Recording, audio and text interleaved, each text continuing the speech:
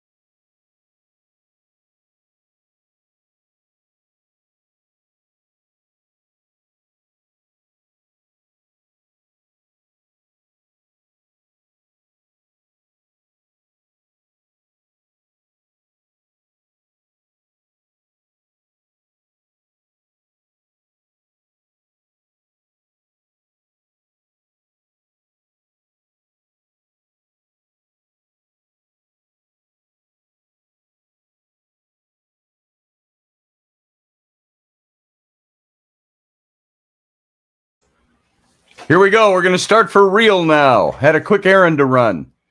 So here we go. I'll tell you all about it when we come back on. Stand by. Boom.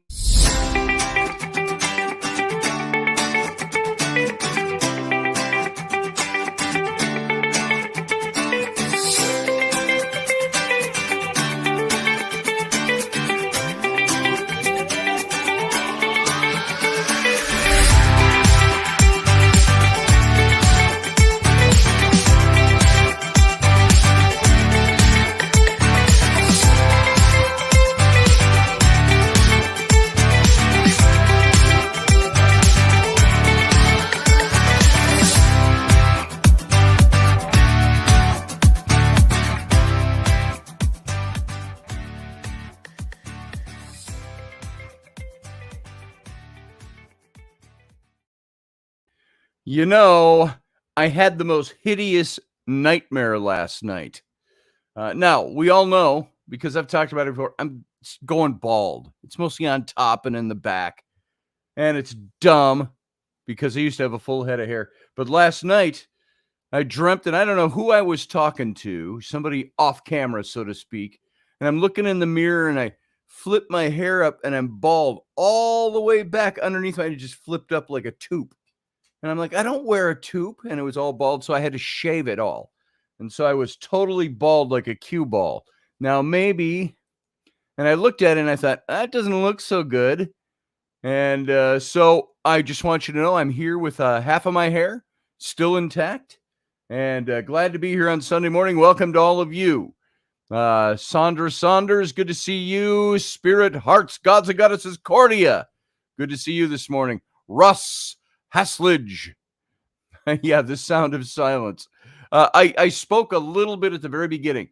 My wife is a scoutmaster, as you know, for the girls troop in the BSA, the Boy Scouts, the girls troop of the Boy Scouts, and they're all camping together this week. And so she's taking Rowan and Flynn, my two older kids, to camp for the week, and she had to leave by 9:00. And at 8 minutes before the top of the hour, she said, "Oh my God, I didn't fill the gas tank." And of course, the complication with our family is right now all the money's on my card instead of her card. And so I'm like, and we don't like to charge gas. And so she said, "Will you go fill the tank for me quick?" I said, "I got to do radio in 8 minutes." And it's not like, Sunday mornings is official and we're meeting a schedule other than we scheduled the time. So I said, "All right, I'm doing it and I'm running." So I just came down, turned on the camera. I said a couple of things like, "I got to go run a quick errand. I'll be right back." And if you weren't here and you missed that, that's why you weren't here and you missed that. And so I'm back. I got back and we clocked in at 2 minutes and 44 seconds past our start time. So it's not too bad for running up to the gas station and filling the car. It only took about 6 minutes altogether. So morning to you, Anita Palmer. Palmer, good to see you. And everybody, Carlene, good to see you. Stopping by to say good morning to all my sisters. Drove through the destruction from the flooding. So saying, yeah. So good to see you as you're filtering in this morning. And so how's your morning been so far?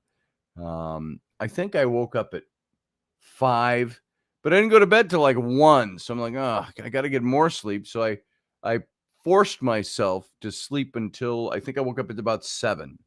And so it's one of those mornings. So I've been up for a while.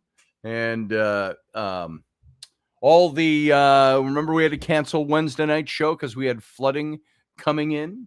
I wish I could show you what that looked like, but we have what I looked at and said, look, we've got window wells that need redigging, and not just the window wells, because we've dug out the window wells down an extra 2 feet from what they were, prepping to put in egress windows. And we did that recently. And our yard, however, is a little higher.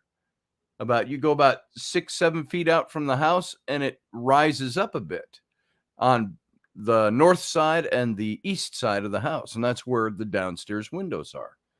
And so what happens, guess what? That water wants to roll down, and there's no good drainage field. So it soaks the ground. It fills up the window well. We're looking at the windows. And by the way, they were new windows installed when we moved in here a year ago because there was leakage in the basement a year ago. So we had all new windows installed down there. But what you can see is, let's say this is the window frame here. The water you could see through the glass all the way up to here. And there's water there just outside the glass. And around all the edges, it's pouring in like a little mini waterfall, just pouring and running down the walls, pooling. And so that whole side of the house got flooded. And that's what we had to clean up. And that happened all, an hour before radio on Wednesday. Now, it didn't flood in this room. It doesn't come over here. There's no windows on this side. And so I could have broadcast, but we had to clean up that mess. So we're down there for a couple of hours, sweeping puddles of water, squeegeeing the floor toward the floor drain over by the furnace. And so that's what we had to do. And then, of course, who's still here? Have they not left yet? Nope. And they still haven't left. So when Mom said they had to be out of here by 9 o'clock, I know that means 9:30. So what are they doing up there? So there's Ellery and Bob Saget. So bye. Love you too. Ow. See you. Go give Mom a hug. Oh, you already did? I figured. So drive safe. I was running towards Ping Pong, but he left there and ran towards me, and then he hit my foot right here. Yeah. And it hurt. Yeah. I know how that goes. He does that to me. Well, not as much. So you got to know how to control that cat. He's pretty docile. No, his head smashed. He will sit whenever you go and use the bathroom. You walk into the bathroom to, I don't care if it's to shave or to grab a towel or to take a shower or to sit and make Duke. He will hop in the shower. If you don't close the door before he gets in there, he anticipates you going into the bathroom and he'll run ahead of you and get into the bathroom and hop into the tub and sit and stare at the faucet in the tub because he likes to take his drinks from somebody. Started this with him. Was it you? A long time ago started it with him. He wants to drink out of the running water out of the faucet, but not full bore running, just a trickle. So he can get up there, puts his paws up on it, and he laps it up as it's coming out of the faucet. And so, if you want to be down here on camera, you should get on camera. Come over to this side maybe, because half of your face is off the camera. And so he sits there and waits for us to turn on the water for him. Does your cat do that? And I'm like, dude, there's 3 different little buckets of water around the house for the cats and the dog. 1 downstairs here, 2 upstairs. No, there's 2 down here, 1 upstairs, 3. So there's 4 because there's 2 upstairs and 2 downstairs. So what do your cats do in the morning? I don't care. I don't do cat talk because I'm not a big cat guy, but that's what my cat does. So how about you guys? What's going on with everybody? I saw a lot of people on Friday night. That was fun. The Friday night show. We generally just broadcast on the radio over at Subspace Odyssey or odysseyradio.com. And we broadcast on my Patreon, which is private to members. And somehow, don't do that because that's shining up there. Somehow I didn't do the settings right, and we ended up broadcasting open, which is fine. We do that sometimes anyway. And so it was nice to see everybody coming in on Friday evening, and miss all of you coming in. And so it was a good time, hopefully had by all. I still miss Uncle Dave because Uncle Dave would be there every night right after the radio broadcast ended, and we hopped into the captain's cabin. And so, he is sorely missed in that respect as well. For the upcoming celebration for Uncle Dave, I did a graphic, and if you're on my Facebook, you saw that graphic. And I did that up and put it up, and it was based on Sam's dream, where Uncle Dave contacted him. I believe it was a contact, spoke to Sam through his dream. And Sam saw that big ship. It was a big sailing vessel. And I think mentally he always associated pirates with Uncle Dave. And he said it was white, a white ship with gilded gold fixings and things all around it. And it was glowing. He said it was like a light. And there were silvery, silken, shimmering sails. And the thing just put out light. And he was standing at the end of a dock. Uncle Dave was. And so Sam walked out to the end of the dock. And he said Uncle Dave didn't really speak directly to him, but he's standing next to Dave, and Dave's looking up. You know how Dave does? And he's looking up at the ship, and he goes, fair winds are blowing for a blessed voyage. And then Sam woke up. And so I did that little graphic based on that as kind of a memorial. And Sam said, can you put that on a shirt that we can wear? Well, let's both of us wear that shirt to the celebration of life. And I said, sure, I can do that. Let's see. This is it here. That's the wrong one. Let's see where it went. Dave, I'm looking for it. And so I put this this image on a shirt. Well, I don't know where it went. Search up There's something I know how to search for it, baby. I just don't know where it went when I saved it. It should be right in the same file. Pictures. There it is. Sam's Dream of Dave shirt. Let's try it again, folks. Here we go. Just want to show you, because here's the upshot. I put this up, and I have also made it public for anybody who wants to get a shirt of Dave. This graphic on the shirt, and I'll show it to you. You can go over to my Etsy page and pick it up. And if you are on my, see, is that, there it is. All right, here's the image. It's uploading to the radio here now.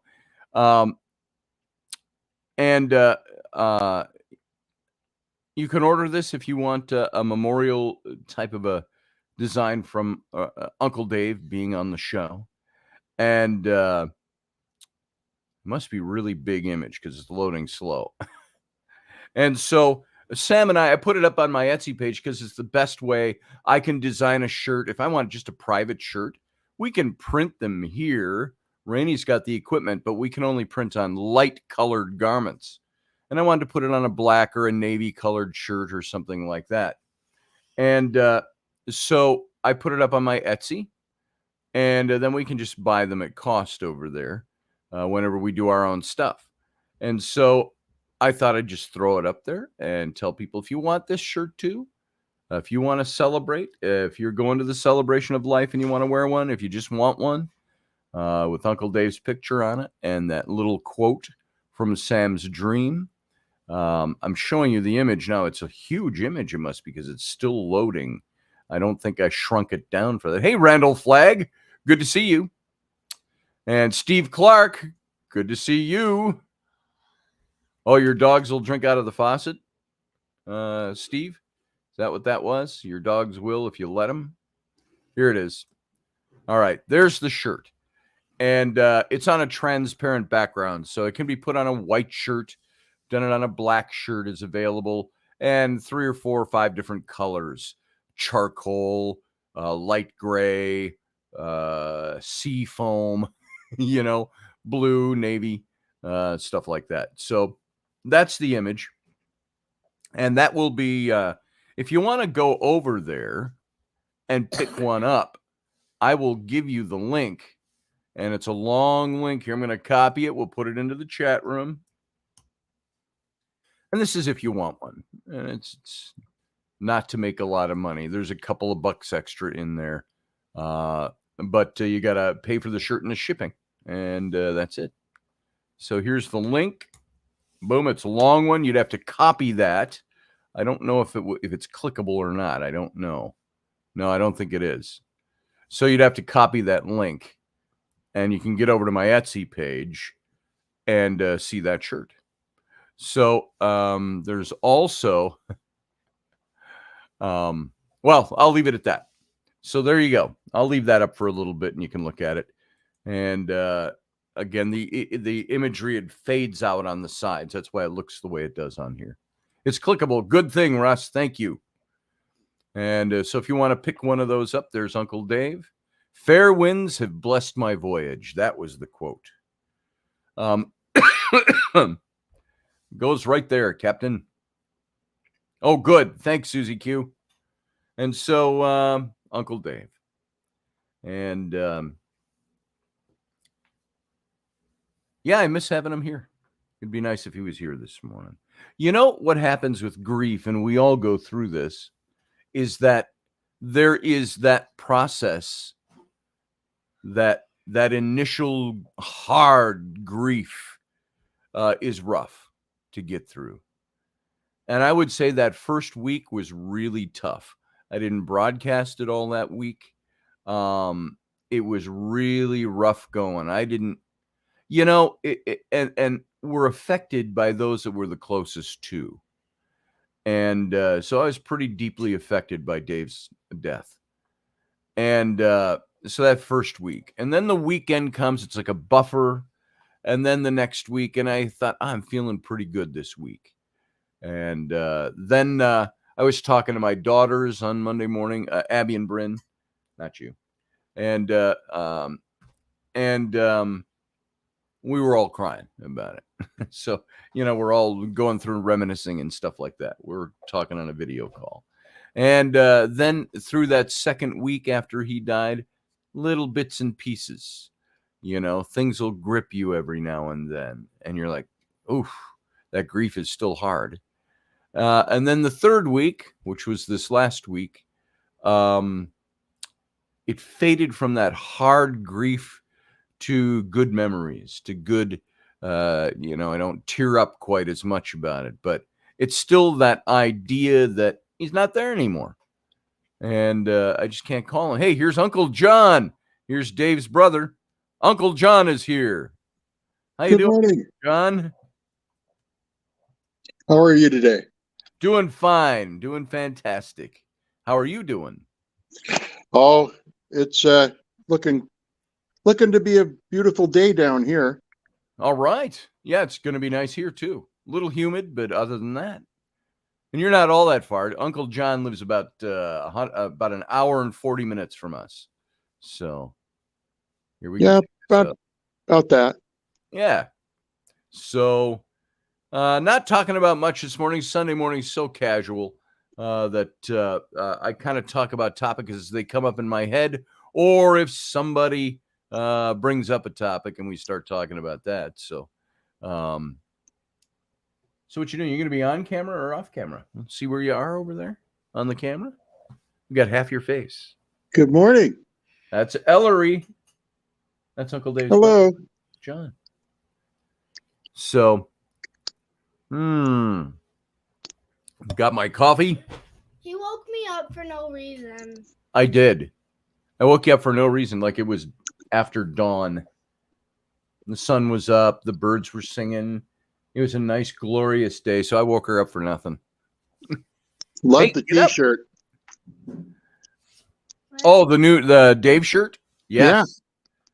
That's I did that up for Sam and me.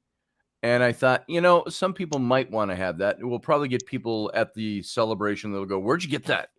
Well, we made it. So we're only we're 3 weeks out as of yesterday, I think. From the Right about there. celebration. So if people want to get one for the celebration to wear, I put it up and just say, look, if you want one, you can go get it. I'm not promoting this for the sake of promotion. It's just Sam and I are going to wear it, and it's available if you want one. So When I showed Mom the graphic you'd put together, yeah, she broke down in happy tears. Oh, that's nice. She just thought it was beautiful. Oh, and especially what do your parents, did they respond at all to the dream that Sam had? Sam's dream, and what he said that Dave said to him in his dream. I'm wondering how that affects your parents, what their belief system is, what they, and so on. Mm-hmm. So I hadn't really discussed that with them. okay, all right. I wasn't sure how they'd react. Right. Mom was always interested in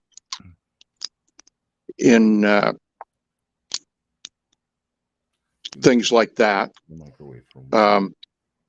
She one time was doing automatic writing, but oh yeah, she suspected somebody other than the person she thought she was communicating with was, and she stopped it. Oh, I understand that. Yeah. Yeah, the first time I had ever used a Ouija board back in the early 1980s, mid 1980s, I got interesting communication with somebody that was communicating with me. And then it all changed over and it got dark and all of that. And so I stopped using it and didn't know anything about closing it down or anything like that. So I hope we didn't leave anything unruly in the upstairs duplex where we lived at the time.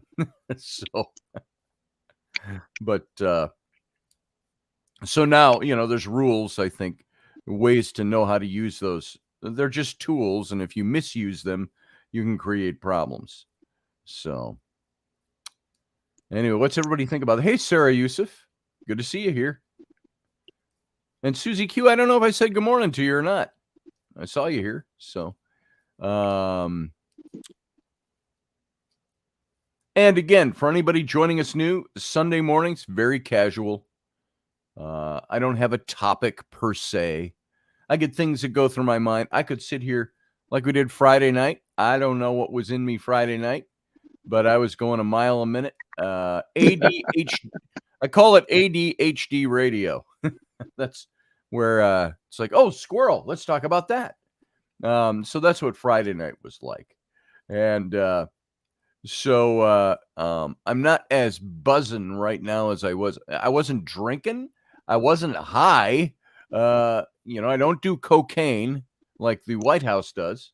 I don't know what it was, but I was tired and I sat down and said, okay, I just got to put on my talkie face, and off we went. So thank you, Anita Palmer. And yeah, that's Dave. So sugar. No, it wasn't my sugar. Sarah, if I checked my sugar, I don't get wild off of sugar anymore. It's like last night. I hit, and this is mostly for Sarah and her benefit of knowing what we're talking about. I'd been working all day. I did some drawing for the book. I did some. I mowed lawn. I weed whacked around the lawn all day doing something. And I sat down about 6 or 7 o'clock and feeling a little bit tired. And I found it was my blood sugar. I was at 54, which is pretty low. So I sat down and I had some Fig Newtons, and I thought, I can't take a shot of insulin when I'm that low, even though I'm eating sugar. So I ate some I think I made a peanut butter and jelly sandwich. And when I get that low, I lose a little touch, and I just don't really even care. I just eat some stuff. I see that. You've got a chicken. I got Chick, chicken. chickie. There's the chicken. So here, show him off. Or her off, I guess it is. I don't want her to poop on my desk. So there's the chicken. Why don't you go put her back outside? Okay. Scotty, you're much clearer now with my hearing aids. Oh, good. I'm glad. I got enough coffee in me to realize what the problem was. Yeah. Oh, Sarah says it's the exercise. Yeah, that must have been it. It pushed me way low. So I had some Fig Newtons and a peanut butter and jelly sandwich. Fell asleep on the couch because I always after that, even though my blood sugar's starting to come back up, I always get tired and I nodded off on the couch and watching TV and everybody's running around the house, and so it wasn't like sleep, and so I was awake every 5 seconds it seemed, and I got up and I took my blood sugar, it was at like 350, and I'm like, okay, so I had to take regulate that, and I was regulated. I'm fine now. But so there it is. Yeah. Sarah, we had 4 chickens and 3 of them got eaten by something. I know Bob Saget, the cat, that's his main interest, is seeing whatever he can do. It's like Sylvester the cat and Tweety Bird. He wants that chicken so bad. And he's not devious about it. This just is his goal. So we have to keep them separated. And so, but we had, when they were little tiny, not just chicks, a little bit out of the chick stage. One of them we found mangled and half eaten in the neighbor's yard. We think that was a raccoon because we saw a raccoon. We're standing out in the yard one night in the front, and you can see all the way down our long side yard to the back, which is fenced in. And we saw something moving and it looked at us. You saw the glowy eyes. It was a raccoon. And we're like, hey, go get that chicken, put the chicken. And we got to take the chicken inside the glass doors to keep it safe from the raccoon. And, but, so we lost 3 chickens that first week. One of them died because Bob Saget went out there, and out of the corner of my eye, saw him running across the yard with a big white thing in his mouth. I thought he had a ball or something. I thought, what the cat got? And I looked and I thought, oh, that's one of the chickens. And he tore its wing, and it didn't survive the day. And so we don't let them get together anymore. So we've got 1 chicken left. The lone survivor out of the 4 that we got. And so we're allowed to have 3 chickens within the city limits. So I don't know why Rainey got 4, but probably because nobody's counting. So we'll take it out to her brother's one of these days. He's got chickens out at his place. And just lets them roam around. We had a place here in Somerset where we had 30 chickens a few years ago, 3 or 4 years ago. And we built a big chicken coop for them. But we might as well have put a sign over the top, Coyote Raccoon Snack Shop. Because we kept finding dead chickens. And, or if they were even left, or at least parts of dead chickens. They started roosting in the pine trees that were around our yard. Thank you very much, baby. Coffee server. They started roosting in the pine trees up in the branches so nobody could get them at night. And we'd always put them in the coop. But sometimes we'd come out there a little late and they were already up in the trees. And so, so we had 30. Oh, one day, sad tale. We had 2 roosters out of those 30. And man, they were busy. But imagine yourself 2 guys and 28 chicks. So I found we had a bird bath, just your typical pedestal bird bath at the big, and it was made out of marble or something. It was heavy as all get out. And the only problem was the top wasn't attached. It would slide onto a thing, but it could be tipped off of there. Well, one morning I went out and it's tipped off, and it was out in a different portion of the yard, and it had been tipped off of there, I guess, for a few days. But I went over there and I picked it up. Oh, and there's the missing rooster. We thought the coyote got it. He's underneath the bird bath. What a way to go. I don't know if it hit him and killed him immediately, but there was the rooster laying underneath that thing, and he was dead. And oh, dude, sorry, man. What a way to go. I think he got trapped under there and either baked by the sun, beaten down on the marble top of that, or it killed him the weight. But he was in the pocket that was left as the thing tipped over on him. So So long, rooster. I say boy. I say boy. I think a leghorn, foghorn. I don't remember if it was Bradbury or Asimov. I'm leaning towards Asimov. Used to tell stories from his past just ahead of each science fiction story in his anthologies. And I believe, if I recall correctly, his family had a little deli grocery that they operated. And he was working in there one night, and he was getting ready to close, and a lady came in, needed a chicken to roast. And he knew he only had one, so he pulls it out of an ice bath that they had, a big barrel full of water and ice. Pulls it out, and she says, "It's kind of small." And he says, "Well, just a minute." And he put it back in and swished it around and pulled it out again. She looks at it and she goes, "I'll take them both." Nice.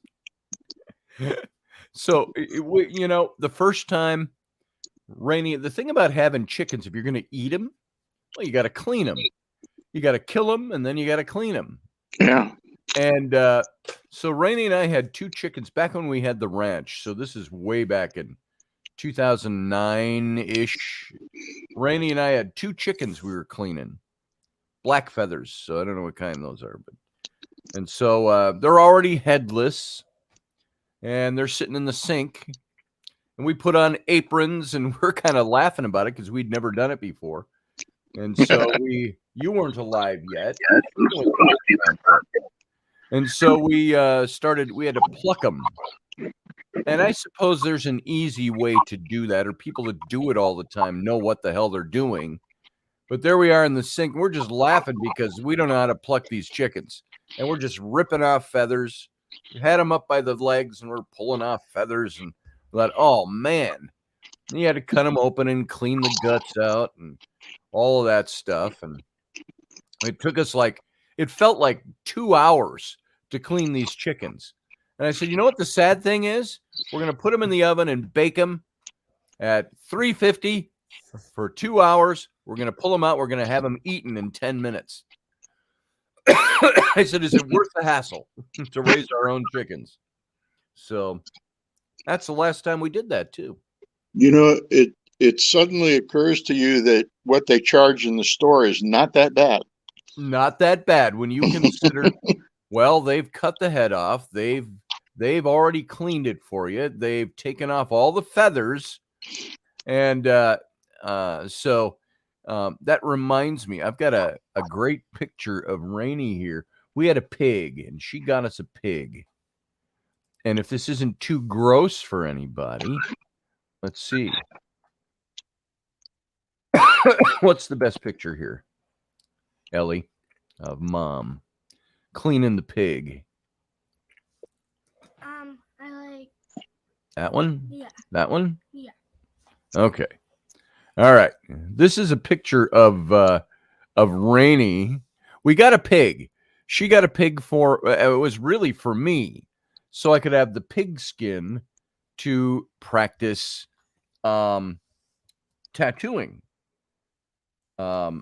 Let me just label this so I can find it in the right spot when I pull it up here and put it on the desktop and save it. All right. And so this was a couple of weeks ago. She went to, it was the father of a friend of the kids. And he had a few cows and some horses, and he had some pigs. He's in construction or something. And so she was talking to him about me doing tattooing, and she needed some pig skin. And he says, well, hey, he says, if you'd like, I can butcher a pig for you. And I won't clean it for you. Well, he cleaned it. He dressed it, so to speak. And you can take it from there. You're going to have to clean it and do your thing. And then you can cut off the skin, and Scotty can use that skin. And he gave it to us for free. And let's see, where have I got it here? You know, everything I'm saving this morning just doesn't show up where I think I put it. Didn't I put pigskin? I titled it pigskin, and it's not there. Let's try again.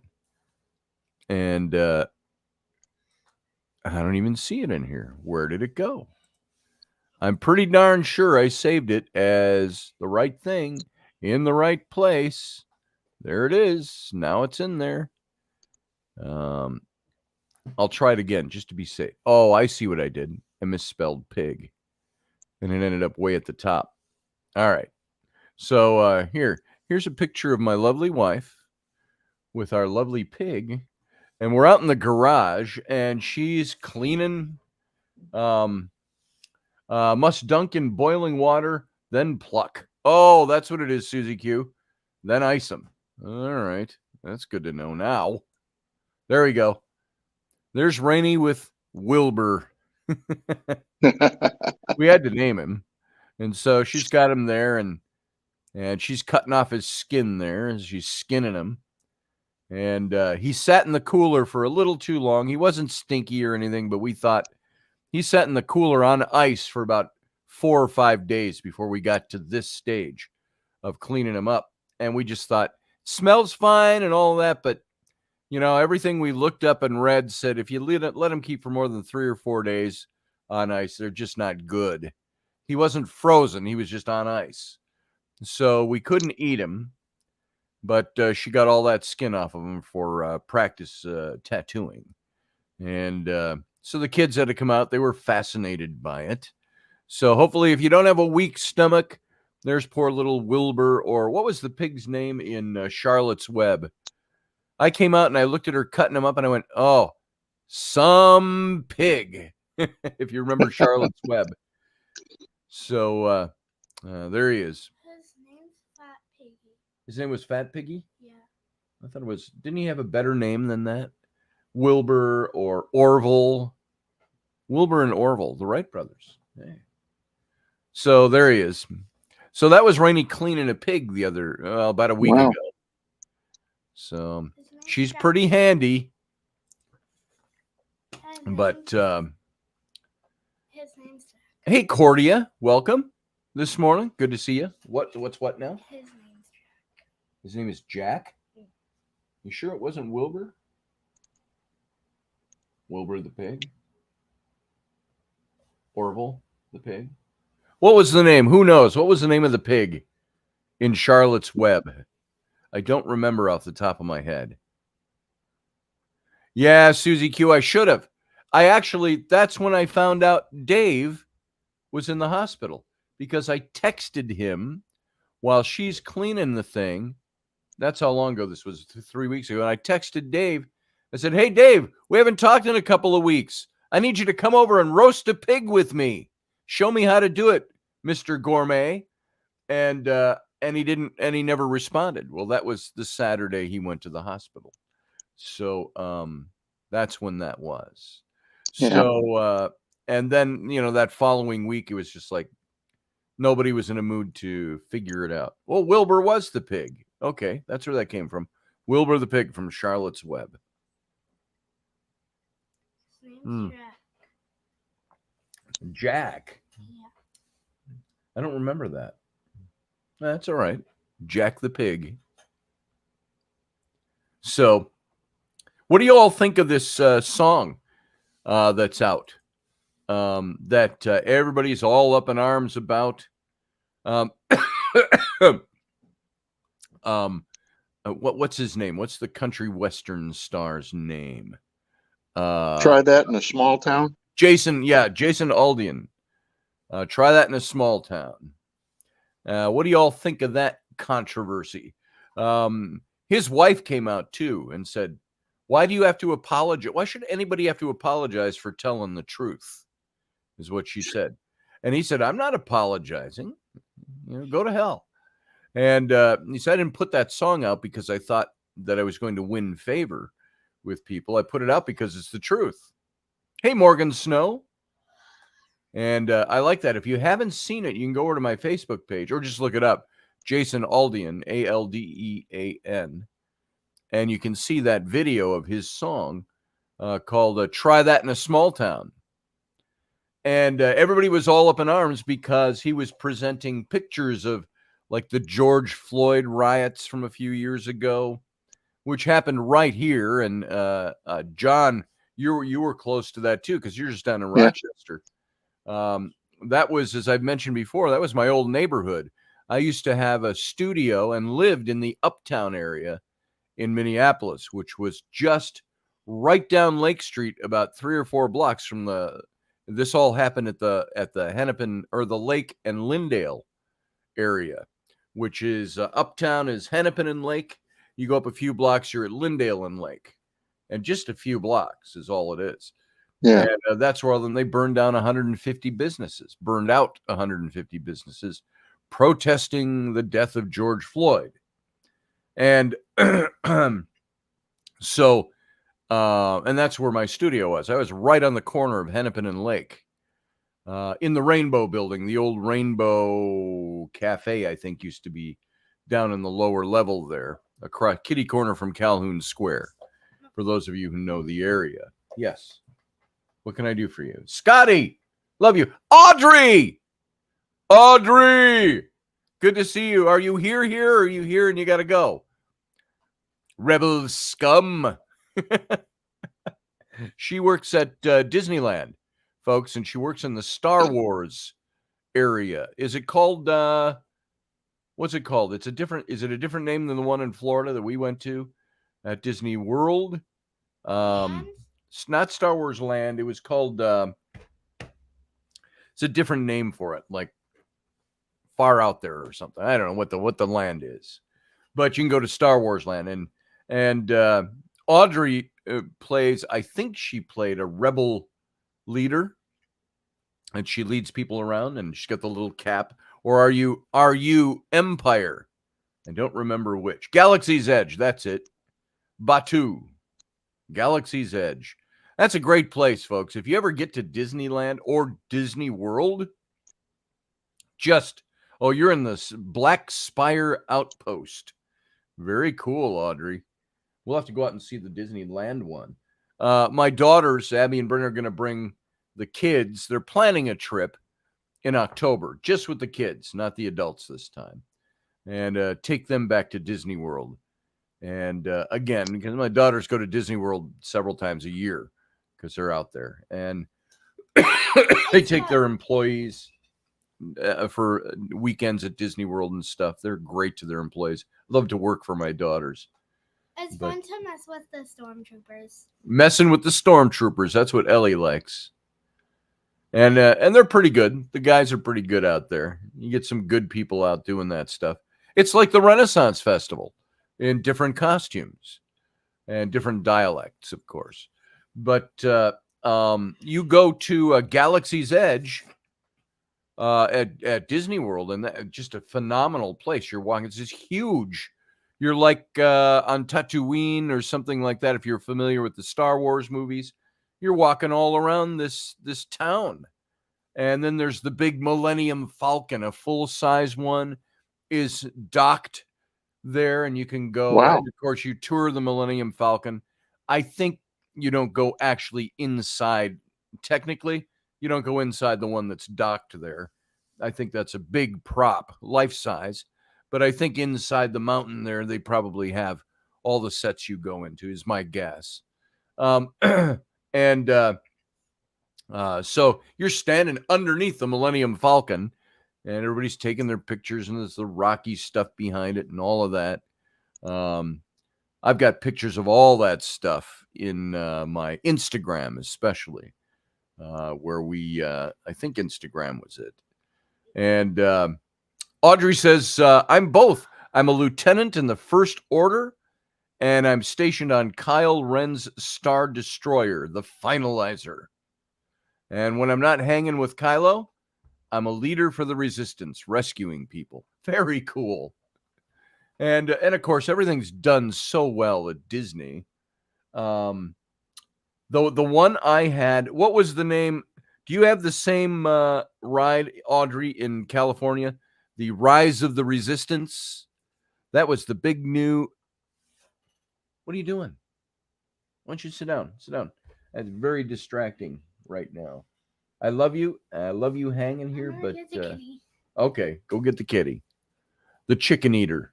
Um, and Rise of the Resistance was fantastic. You get in a little cart and a droid runs you all over. You're on a big Star Destroyer, and you're trying to escape, and the wars and the battles going on.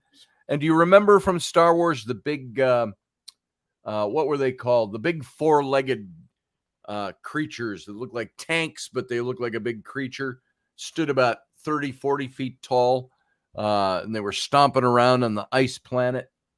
There's two of those inside a hangar, and you're going driving around their legs, and there's the big open windows that have the force fields on them. They're shooting out through those, and you see the battle going outside. Just phenomenal. AT-ATs. That's what I was going to say. AT-AT. So just amazing stuff. And I actually took a video of that and posted it when that was up. But some of the stuff there, unbelievable. And I could go over to my, I should see if I can find these for you guys.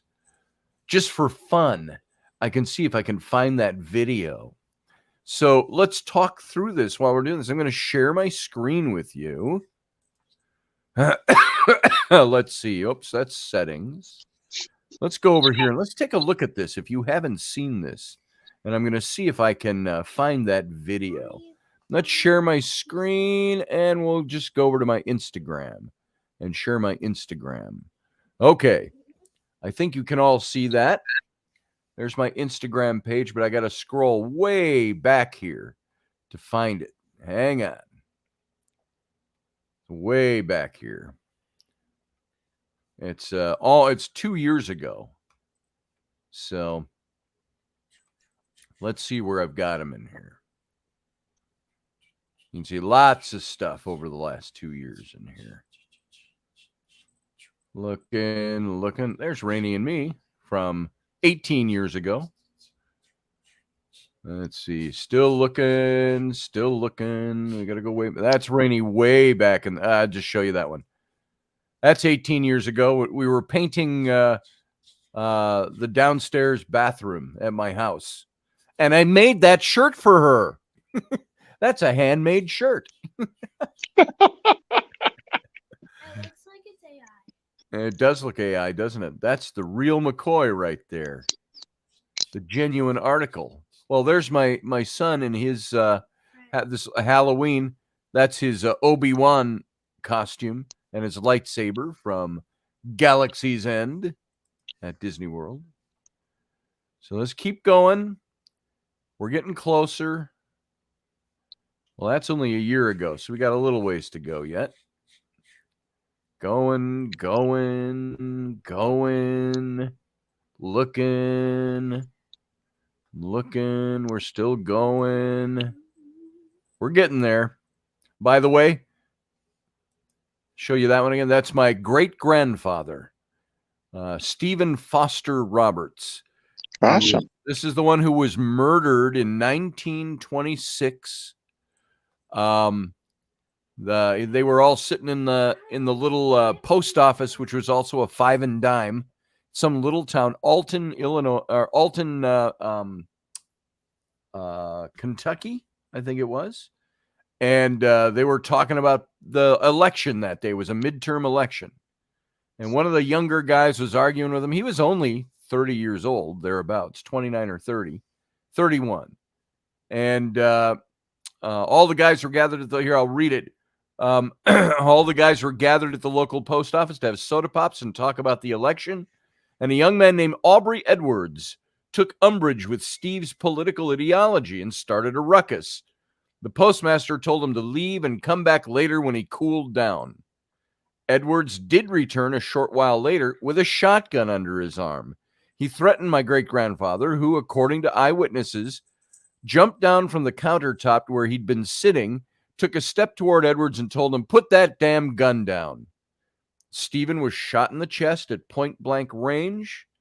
Edwards left the post office, walked up and down the street with his shotgun in his hand over his head, crying out, "I just murdered that goddamn Republican, Steve Roberts," also according to testimony of several witnesses. And Stephen was put in the bed of a pickup truck and driven to the hospital in Boyle, where 3 hours later he succumbed to his wounds. And Edwards was arrested without incident, thinking he was in no trouble at all. He wondered why the police had even come there. I read some of the accounts.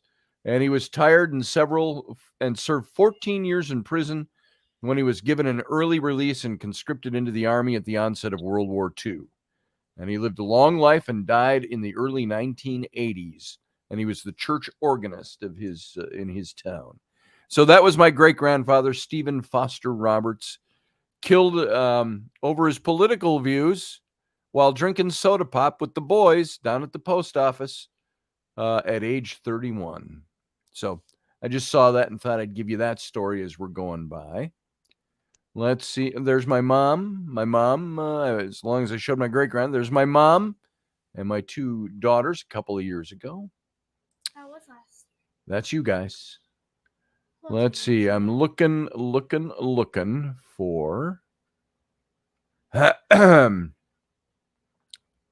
We're getting closer. Getting closer. Lots of pictures of Rainey in here. They're public, though, so they're safe. Let's see. Oh, there's Bryn and I at the Temple of Edfu in Egypt. Another wedding. What?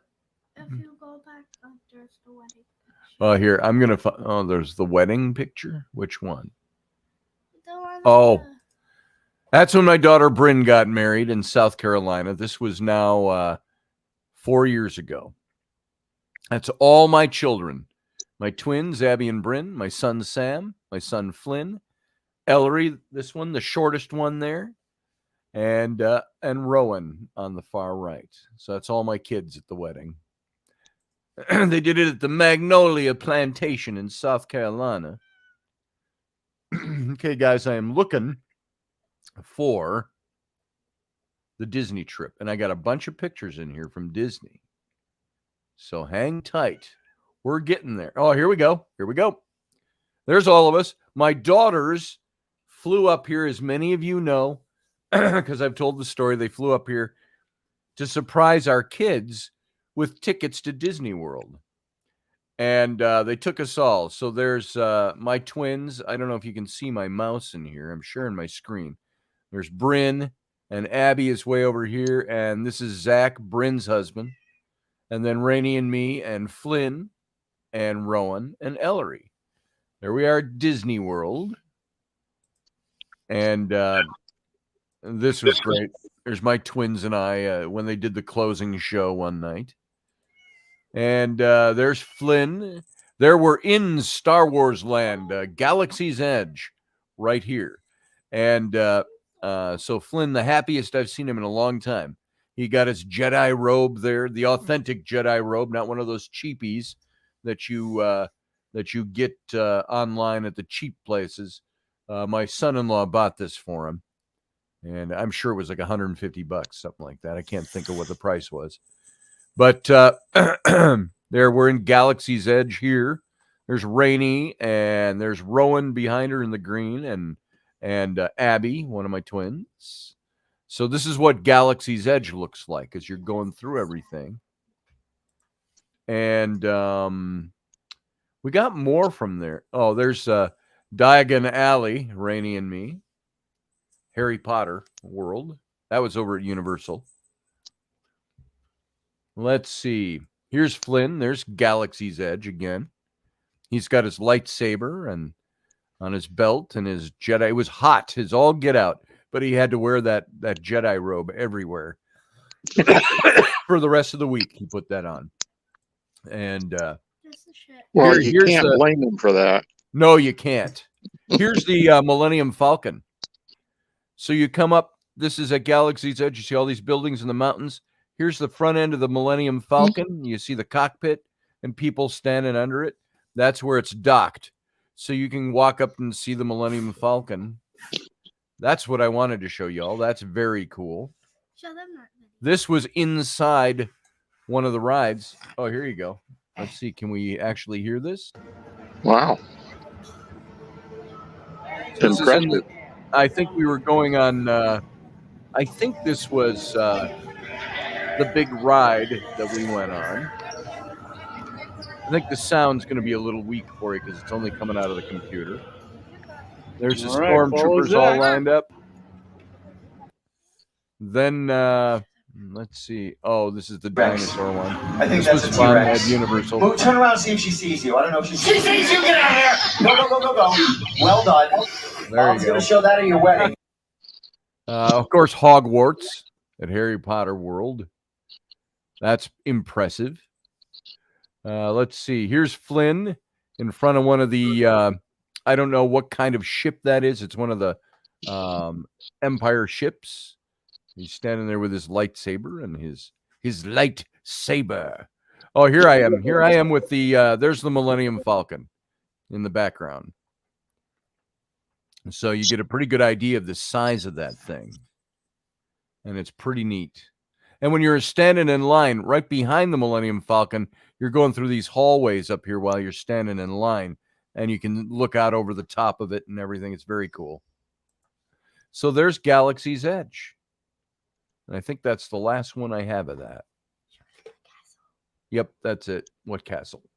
Oh, here's a shot of, it's crooked. It's one of the shots I just took of the castle one night. So we were there for a week, and my daughters put us up, paid for the whole thing, and wouldn't let us spend any money. And I think that's it for the Disney pictures I have up there. Yeah, it is.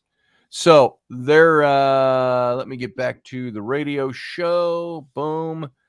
And stop sharing my screen. So that's Galaxy's Edge. Rise of the Resistance, says Audrey.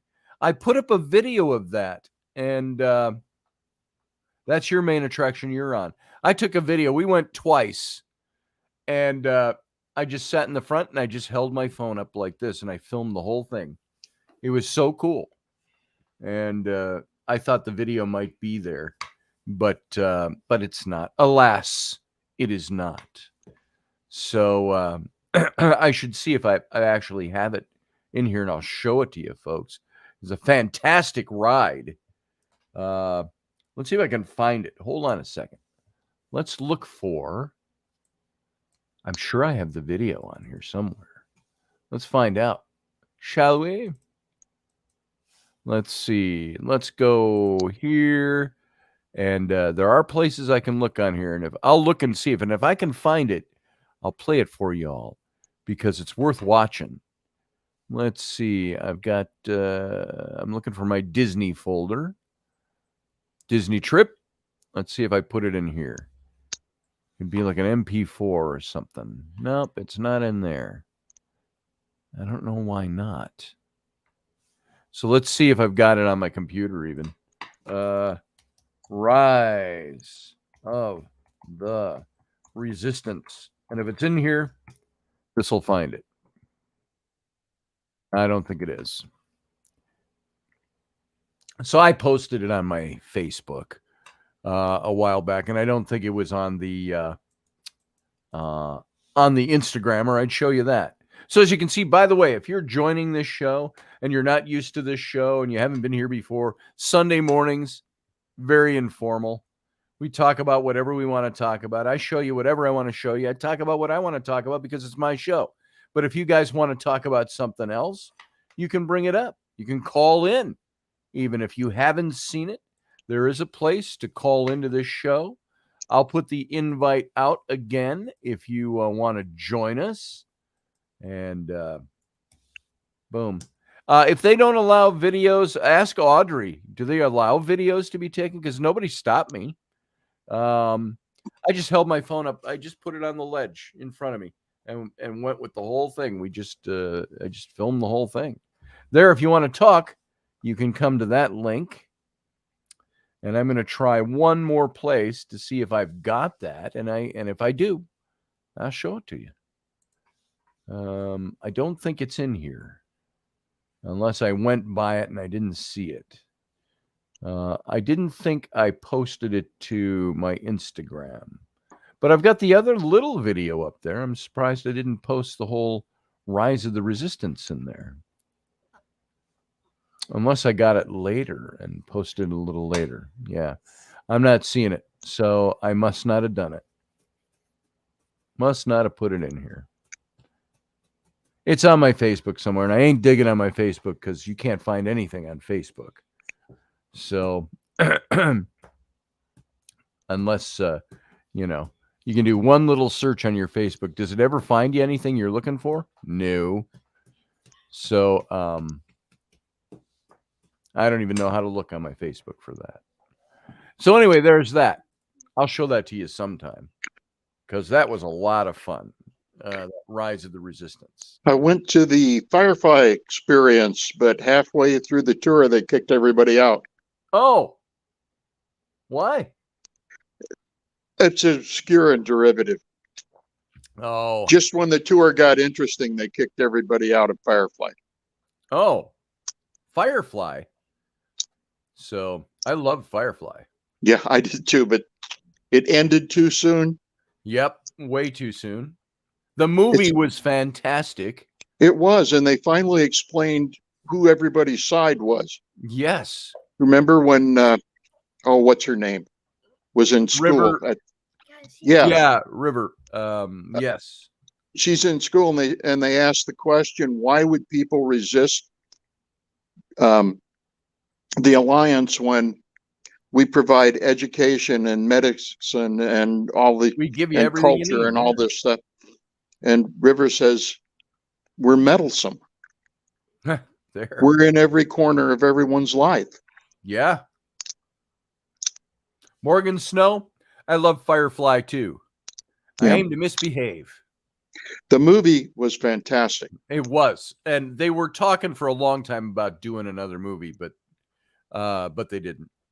And maybe they just left it with everybody just wanting more. And the series lasted one season. I didn't even see it when it was originally out. Can you see my phone? Dave finally got me to tune in just before they canceled it. Yeah. And the movie really cemented it. And Serenity, folks, if you haven't seen it, fantastic movie. And very entertaining. Sit down and binge Firefly first. Yes. Binge Firefly. It's a one season. It'll take you, I can't remember how many episodes they had. 20? Something like that. Something like that. Yeah. I don't know if they had 26 full episodes or we bought it on DVD at the time. So the first season. What do you think will I have happen some with the friends actors who strike? No? they imagine themselves as Browns, Yeah. but they vote Alliance. I'm a brown coat.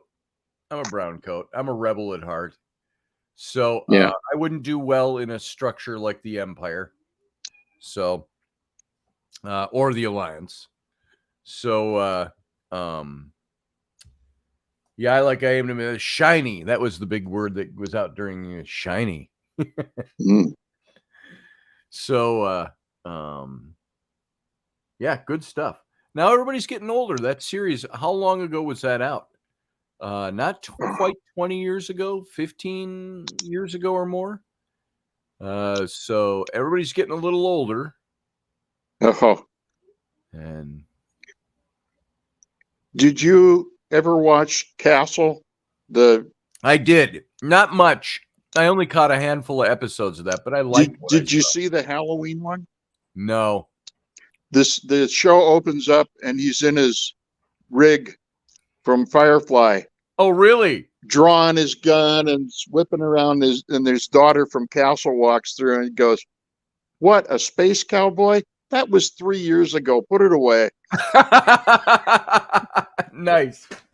I love little homages like that. I do too. Shows. So, and I've talked about it before when you're talking about TV and reminiscing. I've always liked Star Trek. I grew up on Star Trek. And the new series that's out, Strange New Worlds, about Captain Pike and Spock, just pre William Shatner, pre Captain Kirk, Yeah, on board the Enterprise, and That show, I watched the first season. It was phenomenal.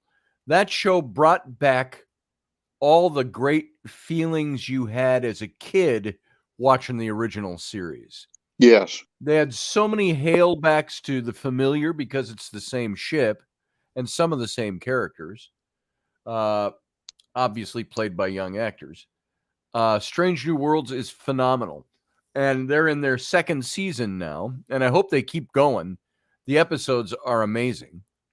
Yeah. They've got a new guy playing the young Lieutenant Kirk in that series. And Actually, his brother. well, they've got his brother, Sam, Yeah. but then they've also got Lieutenant Kirk from the Farragut, who is going to be Captain Kirk. I have missed that part. James Kirk. And he shows up in one episode, I think, of the last the finale of season 1, and then he's now been in a couple of episodes of season 2, and he is he doesn't the actor. I've seen other actors playing Kirk.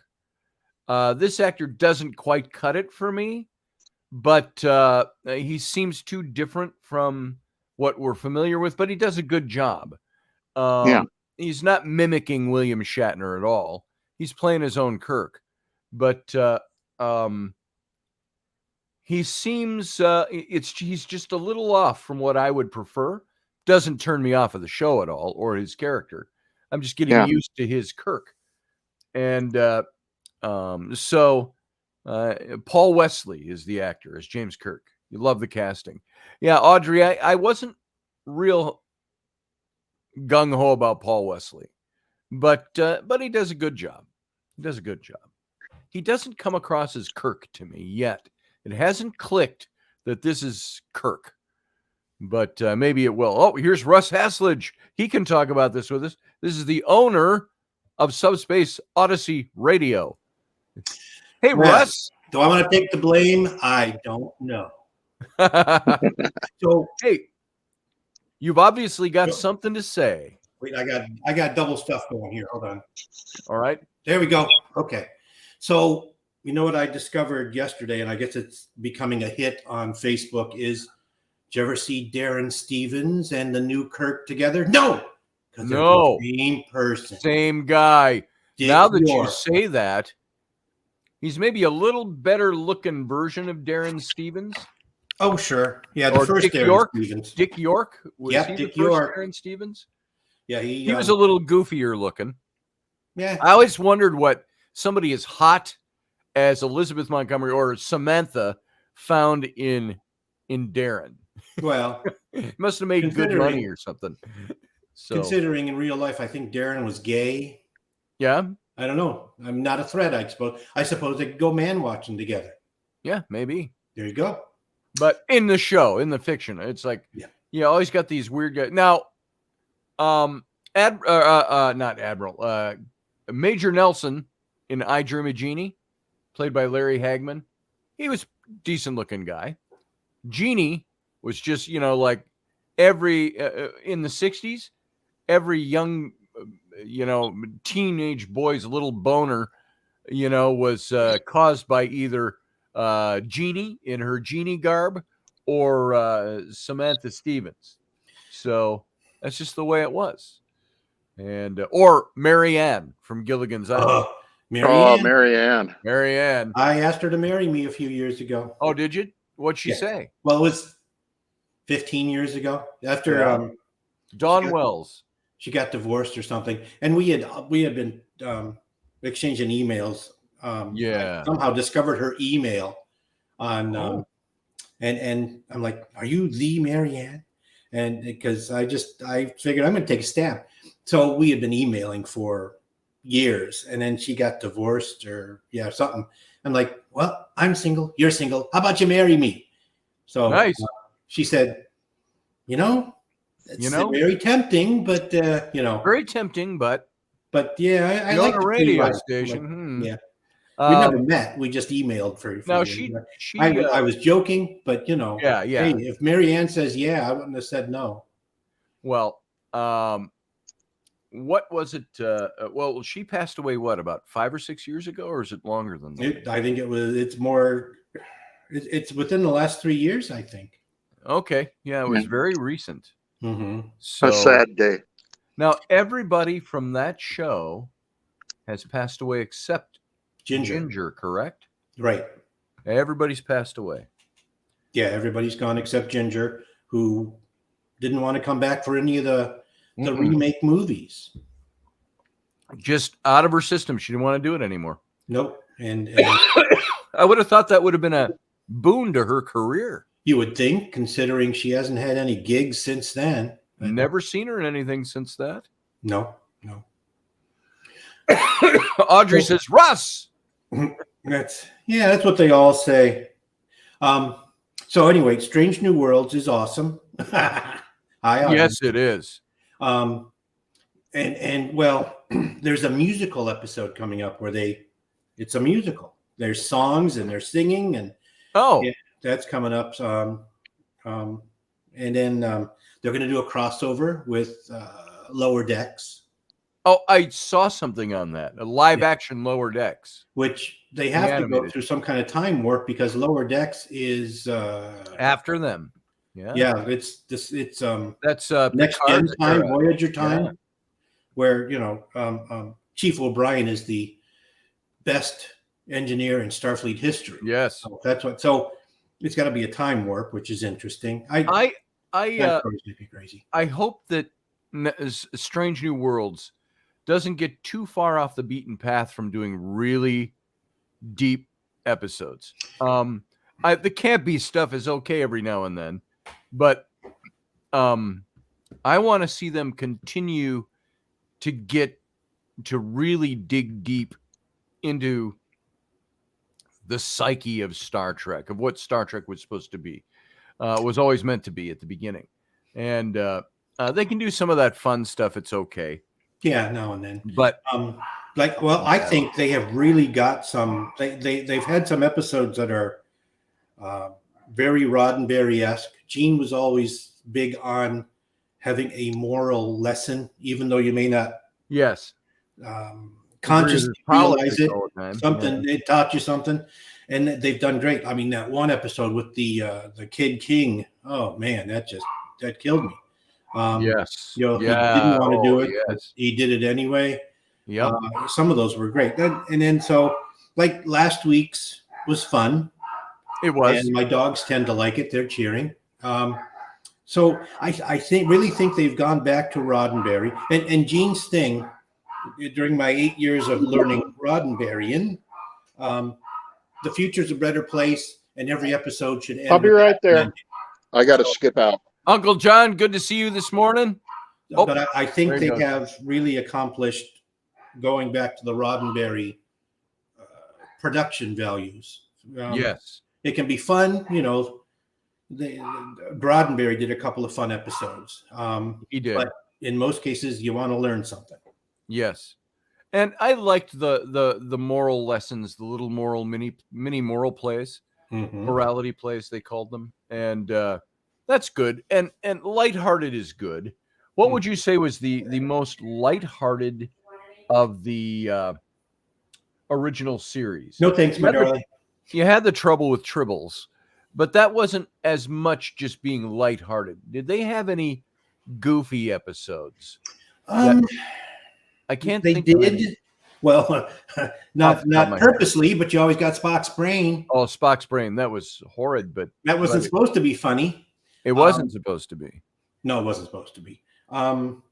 There were a few. Audrey's got to go. She said, I have a galaxy to help put in order. By the way, you need to come on here, Audrey. You can see your picture there, Russ. Audrey, you're still hot as ever. So you need to come in when you can sit on screen with us and talk. Miss your face. Talk to you soon. Go save the galaxy. Now, in the new Federation headquarters that we're building, there will be a Star Wars section. All right. So, we've got Yoda will teach ninja fighting skills and answer questions. And we've got a BB-8 that'll go around the store. Beep, beep, beep, beep, beep. In addition to the Federation robot Cadet Temmie that will give you tours. So yeah, so we don't necessarily negate Star Wars. It's another universe, but hey, All right. yeah, wormholes are good. I can't wait to see the store when you have it up and running. Russ is, as folks as you know, he runs Trek Federation. Is it .com or .org? .com. .com. And not only do they do all the Star Trek and a little bit of Star Wars, and they sell memorabilia and stuff like that. It's a charitable outreach. And you've been doing this since Gene Roddenberry was originally somebody that I don't remember what.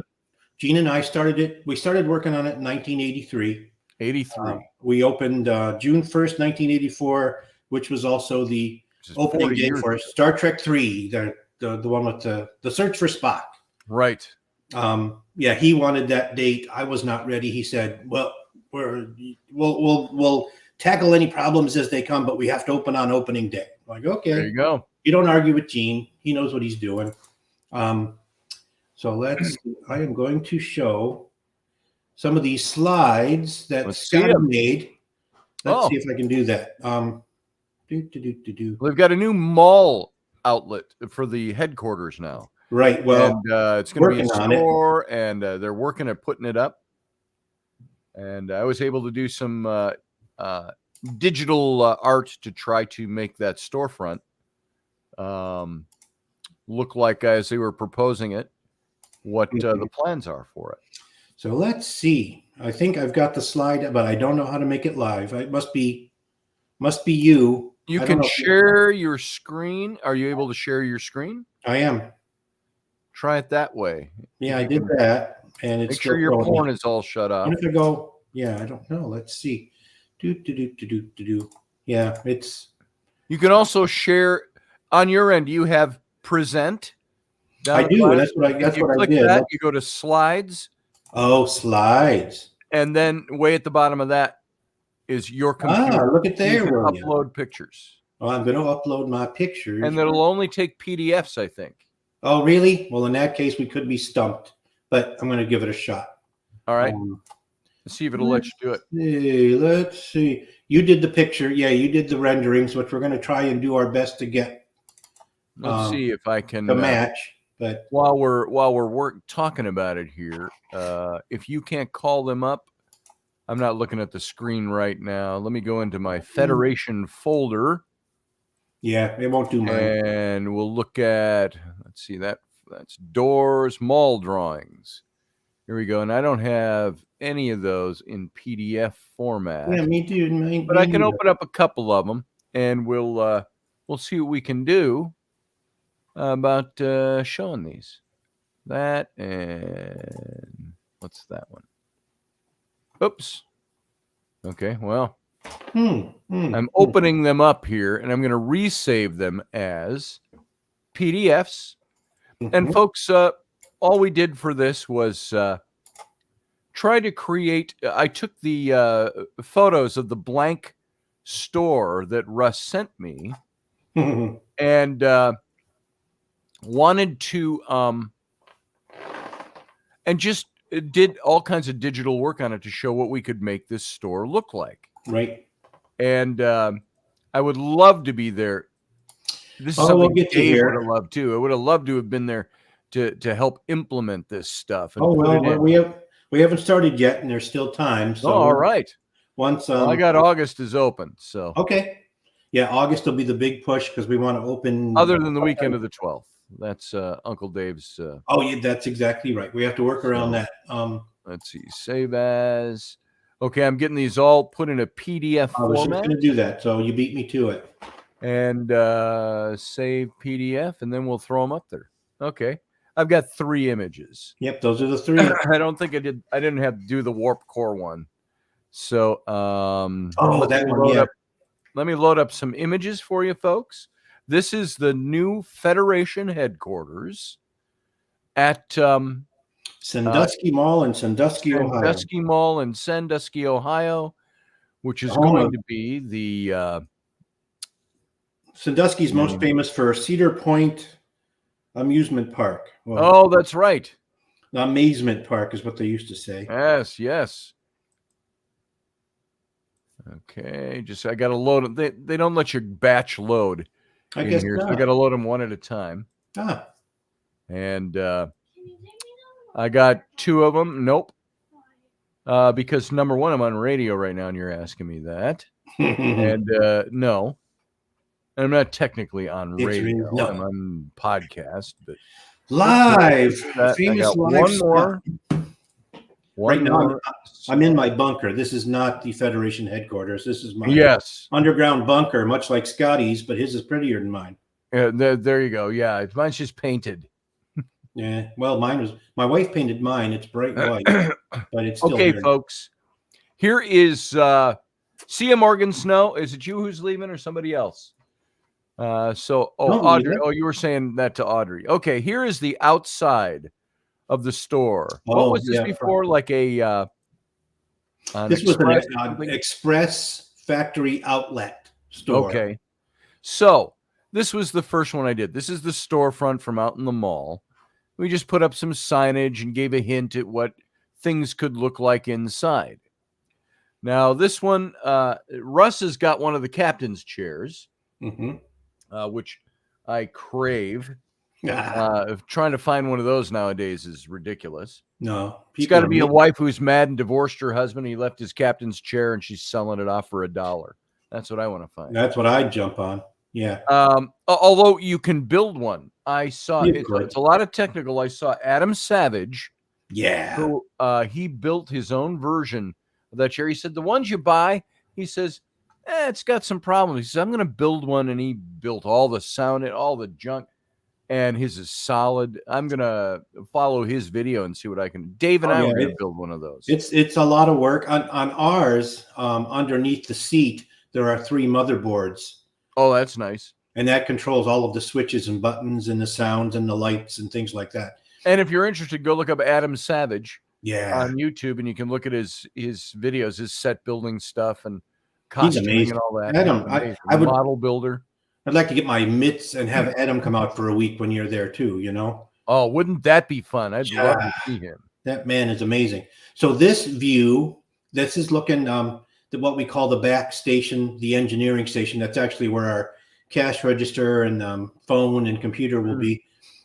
Registers in there now. And then we've got the core behind the station there. That's a backdrop. We just did that backdrop up. And if you want to climb in there, now the part in the corner, that's going to be a library for now. We have so many books and so many collector's card sets that cool. Yeah, and I'm sure Ryan Gale. Yeah, they're probably worth a mint. So we're going to put those out there. Now overhead, that's a 24-inch soffit that we're going to fill with graphics and LCARs and nice stuff and stuff like that. So we've got a lot of space, but that is with the chair right in the middle, the library there on the left, and there'll be museum pieces. And you have the big Enterprise, the prop. Yeah, but they're a 13.5-foot Enterprise. She needs work. She's traveled the world in Star Trek: The Exhibition. So her nacelle, we've got a nacelle that's loose. The some of the fiberglass is all beat up. The saucer tilts one way. So now we're going to try and match this almost exactly. All right. That's going to be the stage, and we're going to have the graphics on the wall. And believe it or not, now that pillar there, that will be the warp core. Yes, we sell comm badges. The only kind that we're having trouble getting are Strange New World Command. Nobody in the world's got those anymore. They still yeah. We've got all the other Strange New World comm badges. We've got some Voyager. We got some Next Gen. And Sarah, just for you, if you look at this picture, way over on the right, there's your command gold swimsuit. Yeah, I don't know where to get one, but now we have to. Scotty put it in there. Oh, I found those online. I just threw it in there because we got a store. It's good. Now the pillar will be a warp core. I think from Voyager you did it, right? Yes, as a matter of fact. No, I took the Next Generation warp core. Mm-hmm. And here, folks, I can show you. See the pillar in the middle of that? That is going to be wrapped from floor to ceiling. Mm-hmm. And it's a little narrow for the warp core, but it's going to be made to look like the warp core from the one I took I saw the Voyager one, and it just looked like a big tube. And I don't know who's calling me online here, but you're the artist. I'm leaving it up to you. Hold on, I got to see if it's somebody calling me who. It's Ruben. Ruben always calls me during the show. I don't know what. Let's see. It's. Hold on. I think he wants to come on. Well, let's do it. Hey, Ruben, I'm on air right now. Well, I'm on the show right now. Do you want to come in? Well, send me, yes. I'll send you a link. Stand by. All right. So amazingly, I can hang up here. There we go. we're there used to be 9 dressing rooms, 2 sets of 4, and then one all alone. We're going to get rid of the dressing rooms. We're going to have 1 dressing room. One set of 4 will become the subspace radio studio. All right. Live stuff. The other ones are over there beyond. We can't see them from this shot, but they're along that wall. I don't know what we're going to do with those yet. But amazingly, we're putting some walls, because behind this wall on the right, there actually is the workshop for Enterprise and the corporate offices. So we have to put in doors and everything, and then combining the dressing rooms into a studio. And amazingly, that costs less than all of the graphics were. Really? Yeah, the graphics are mucho. Graphics are expensive. Yeah. And I mean, you work for a decent amount. The people that print these puppies, my gosh, that's the truth. That's where, luckily, we've got our first sponsor. We're waiting for a few more to come in. Each different spot will have a different sponsor. Like a sponsor can say, the bridge powered by. That's cool. That's cool. Yeah. And then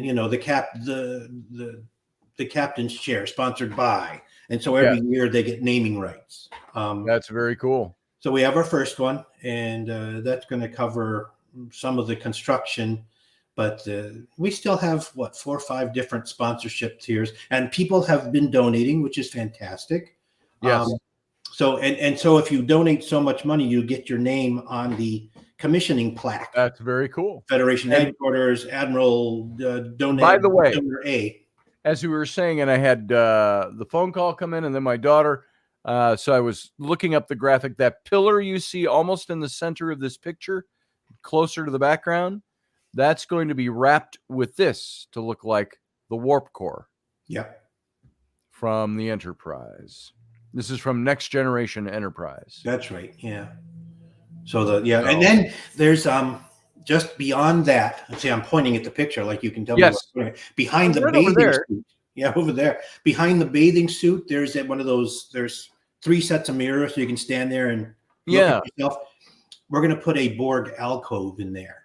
Nice. Because the Borg want to be by the yes, the yes. That's cool. Yeah, there'll be a Borg there, and then there's another tri-set by the studio. I'm not sure what we're doing with that yet, but there's all kinds of plans. And Tuesday, the construction people meet, then we'll know what we're doing. What color are you thinking, Sarah Yusuf? So what's going on, Russ?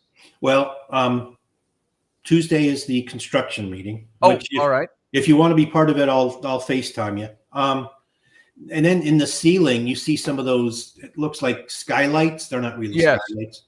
They're like 8 by 8 feet. Could be 10 by 10. As you look up, there's not really a skylight. You're going to be looking up into space. So it'll look like you're looking through a window into space. Now, are those backlit, or is it going to backlight? I wish, but no. Outer space? I mean, I would love to do that, but that's big money too. Sure it is. We're a charity. I just wondered if there were lights up in there. And yeah, I wish. There's lights shining up to it. But, okay. Yeah, we'll just have punt. We're going to put them on glossy, so it'll look like you're looking through glass. So, yeah. Transparent. Well, see, I thought when the $1 billion Powerball was going on last week, I thought if I win that, because you would say the same thing. But if I won that, I would go out there and we'd deck that thing out. Oh, like you wouldn't believe. To look and I talked my wife into a Shelby Cobra, a nice boat, and a lot of money to really deck this out. So Sarah, you said the warp core is black?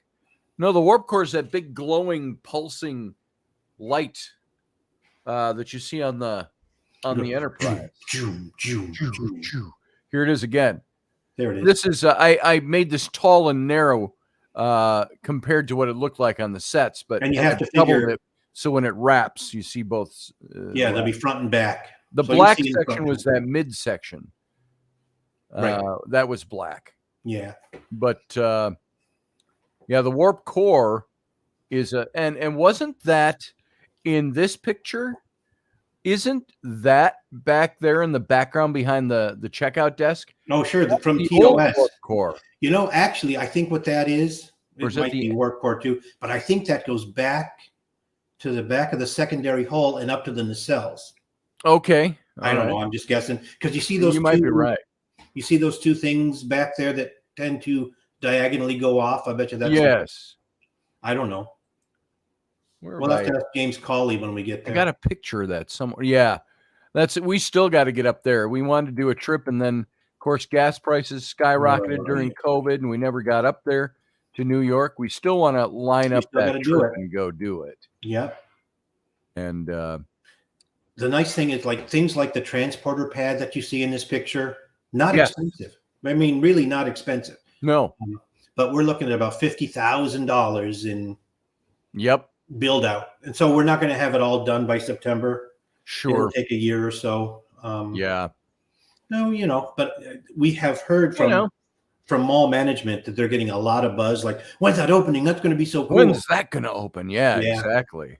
Hoping for the best anyway. And we will put a live camera in there somewhere. So if you miss us, you can always tune in anytime and see the live shot of Federation headquarters. Where the heck do I have that backdrop? I wanted to throw up the backdrop of the old engine room, and you did. Yeah, you it's did. not in the same folder for some reason. Engineering mural. There it is. There it is. So I got to get up a mini version of this because it's like 5,000 megabytes. Yeah. Let's it's a see. beast. Image size. I got to change the size of the image. Folks, this is what's going to go on the back wall. This is one of the murals that he's having a graphic done up for. Yeah. On that back wall of the original Star Trek engine room. And so I had to composite some things. There's no good photos at a straight on angle. And every good photo I could find Was small. was low resolution. You couldn't blow it up to 10 feet wide. So I had to play with it a little bit. But this is, let me load it up here. This is going to be the mural. Oh, I see Ruben waiting in the wings. Hang on, Ruben. Here is the backdrop that's going to go in there. Yeah, and that be in here. And mural. Here's the engineering mural. Our It's friends loading up right now.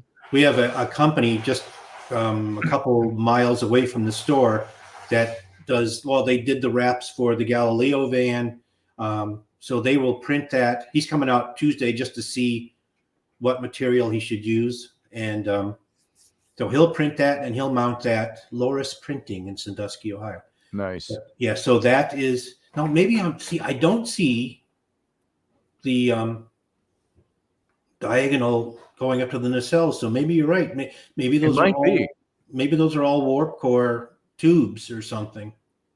I'm But not yeah, quite sure what part of the engine that was. If that was the old warp core, but you notice that you saw some pictures in Strange New Worlds where they showed this. Only it wasn't. It was in more blue lights going back, and it was in the background behind a screen. So it was interesting. But yeah, and I mean, Kirk hung on to that fencing to wrap his legs around Khan's head and flip him over. yeah, that's right. Yeah, Sarah, it is out of place. It's just a pillar. So I think it's a way to decorate the place up. Oh, and make sure. it look cool. yeah, we didn't have so a you can choice. see Otherwise, here, we that didn't want the ceiling pillar in the falling on our middle head. is where we're going to put the warp core. Yeah, warp core. Well, what am I So- pointing for? You can't see that. That's right. Yeah. So, yeah, it's there'll be some construction, some doors, some rooms merging, but that's the color scheme. Some people have asked, why don't we have a bridge backdrop behind the chair? And it really would kill the whole open concept. There's no way to There's no way to do it. The chair would have to be in a corner, and you'd wrap a backdrop around a corner to make a bridge. But you know what I think would be very cool in the middle, and maybe you're way ahead of me on this. I think we talked about this. You have that captain's chair on a raised dais, just a few inches off the floor, round, with the red carpet on it, That's the plan. and maybe 8 to 10 feet in diameter, and you put up the railing from the bridge. You know, the railing. I didn't think of the railing. We're going to do, because in the front shot, you show the chair on the round stand. Here, yeah, right there. So we're going to do that, and then I'm going to try and put lights under the round stand. Cool. So the floor lights up, indirect LEDs. It would be so cool, if you could build the red railing from the original series and put it around that circle. Well, we do have a person who just joined the Federation and has experience in construction and fabricating. I am going to ask him if he can do rails. Be real easy to build, I think. And it's the metal work that's a killer. You paint the wood to look like metal. I suppose that's true. That's it. I've done so many sets where we painted wood to look like wood. And trees. You can paint wood to look like metal. It's like we do with the graphics here. Those doors, you can see one in this shot way back on the right side in the back. We did those door graphics, which you put on all the doors at the office, and we make that stuff look like metal. True. That is true. So we can do that. You can do, even with paint, airbrush those railings, you make them look like metal. Interesting. So well, I'll let him at it and see, maybe he'll. I love this, Russ. I'm just meeting you. My name is Ruben Fast. Ruben Fast. Hi, Ruben. I have watched you live from New York. Oh, you're in New York. What, New York City? I'm in Warwick, New York, 50 miles north of. I'm in the tri-state area where it's Pennsylvania, 10 minutes away, New Jersey, 10 minutes away, and then I'm in New York. So west of the Hudson Valley, wine, onion, and there you go. The land of wine and onion. Wine so and when we onion go up to and country. When we go up to Ticonderoga, he's not far away. Ruben. That's where we have to go see the sets. Yes. So I love everything you're doing because I'm such a live long and prosper. That's right. But this is the store he's doing. Many people can do that. Right. I can only do it with my left hand. I can't do it with my right. Really? Well, kinda. I was going to say, Russ, Hasselog. Is that right?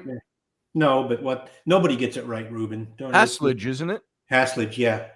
So, that sounds very. I've been called everything from sausage to Haslaggy. It sounds like. Are you Roos Haslaggy? Are you? Yeah. Are you part Klingon by chance? No. Haslaggy. I am Russ of the House of Haslaggy. Kapla. No Klingon. Do you drink blood wine? Yes. Oh, I love that with Spock, by the way, in Stranger Worlds, drinking blood wine. I see you drink blood wine. Did you see that episode yet? Yeah, I did. Spock drinking blood wine. That was last week. Yeah, last week. No, it was week before last. Week before, yes. So, Russ, tell me, Russ, where are you based out of? I'm in Ohio, right along Lake Erie. This new store will be in Sandusky, which is famous for the Cedar Point Amusement Park. So it's a touristy area. Lots of there's Great Wolf Resort, there's Kalahari Resort, Cedar Point, this is the tourist area of the Midwest. I passed through there because I lived in Milwaukee, Wisconsin, and I lived in I passed through Toledo, Grand Rapids, Michigan, Cleveland, Sandusky, Buffalo, New York. So Buffalo. you get the lake effect pretty heavy. Sarah, by the Lovely. way, Sarah asked the question, does the transporter pad have a spotlight over it? Do you mean in this picture? In the picture, it does. I think what I was trying to do, I had seen somewhere a rug. This is a throw rug with the transporter pads printed on it. So I threw that in. I don't know if Russ is going to be able to find them and stock them. Well, you can make one real easy. Do Sure. something, mock it up, just do an applique to the floor. That's what it's going to be.